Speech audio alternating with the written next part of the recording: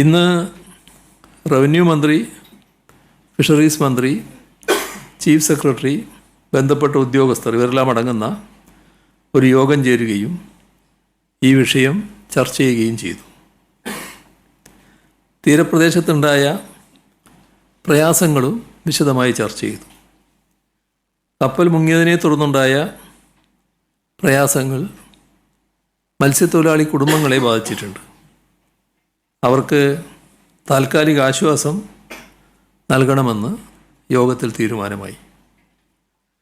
തിരുവനന്തപുരം, കൊല്ലം, ആലപ്പുഴ, എറണാകുളം ജില്ലകളിലെ പ്രശ്നബാധിതരായ മത്സ്യത്തൊഴിലാളി കുടുംബങ്ങൾക്ക് താൽക്കാലിക ആശ്വാസം നൽകണമെന്നാണ് കണ്ടത്. ഓരോ കുടുംബത്തിനും 1000 രൂപ വീതവും 6 കിലോഗ്രാം അരി വീതവും സൗജന്യ റേഷൻ നൽകണമെന്നാണ് കണ്ടത്.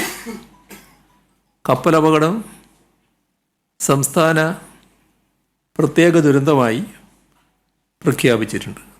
സ്റ്റേറ്റ് സ്പെഷ്യൽ ഡിസാസ്റ്റർ ആയി പ്രഖ്യാപിച്ചിട്ടുണ്ട്.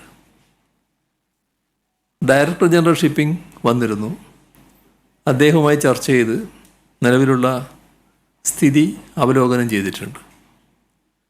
മത്സ്യത്തൊഴിലാളികൾ ഏകദേശം 20 നോട്ടിക്കൽ മൈൽ പ്രദേശം ഒഴിവാക്കി മത്സ്യബന്ധനം നടത്തണമെന്നാണ് ഇപ്പോഴുള്ള നിർദ്ദേശം. പോണ്ടിച്ചേരിയിൽ നിന്ന് ഒരു കപ്പൽ അപകടം നടന്ന സ്ഥലത്തേക്ക് തിരിക്കുന്നുണ്ട്. മുങ്ങിയ കപ്പലിൻ്റെയും ആഴത്തിൽ പതിഞ്ഞു കിടക്കുന്ന കണ്ടെയ്നറുകളുടെയും സ്ഥാനം കൃത്യമായി കണക്കാക്കാനുള്ള സോണാർ സർവേ ഇന്ന് തന്നെ ആരംഭിക്കും. കൃത്യമായി സ്ഥാനം നിശ്ചയിച്ചു കഴിഞ്ഞാൽ അതിനു ചുറ്റും ബോയ ഇട്ട് അടയാളപ്പെടുത്തിയ ശേഷം മറ്റ് സ്ഥലങ്ങൾ മത്സ്യബന്ധനത്തിന് അനുവാദം നൽകുന്ന കാര്യവും ആലോചിക്കുന്നതാണ്. ഒരു പ്രധാന പ്രശ്നം എല്ലാ കാര്യത്തിലും ഉണ്ടാകുന്നതാണ്. ഈ വിഷയവുമായി ബന്ധപ്പെട്ട് പലതരത്തിലുള്ള ഊഹാപോഹങ്ങൾ പ്രചരിപ്പിക്കപ്പെടുന്നുണ്ട്. അവയുടെ പൊള്ളത്തരത്തെക്കുറിച്ച് ഈ രംഗത്തെ വൈദഗ്ധ്യമുള്ളവർ പറഞ്ഞതെല്ലാം നിങ്ങൾ ശ്രദ്ധിച്ചിട്ടുണ്ടാവും. അത്തരം ഊഹാപോഹങ്ങളിൽ ആരും കുടുങ്ങിപ്പോകരുത്. ദുരന്ത നിവാരണ അതോറിറ്റി വ്യക്തമായ നിർദ്ദേശങ്ങൾ നൽകുന്നുണ്ട്. ആ നിർദ്ദേശങ്ങൾ എല്ലാവരും പാലിക്കാൻ ശ്രദ്ധിക്കണം. പ്ലാസ്റ്റിക്കോ എണ്ണയോ തീരത്ത് വന്നടിഞ്ഞാൽ അത് വൃത്തിയാക്കാൻ കൃത്യമായ മാർഗനിർദ്ദേശം ദുരന്ത നിവാരണ അതോറിറ്റി നൽകും.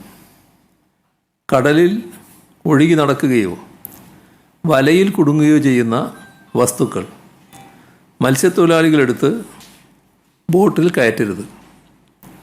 അവയെക്കുറിച്ചുള്ള വിവരങ്ങൾ അപ്പോൾ തന്നെ അധികൃതർക്ക് കൈമാറണം.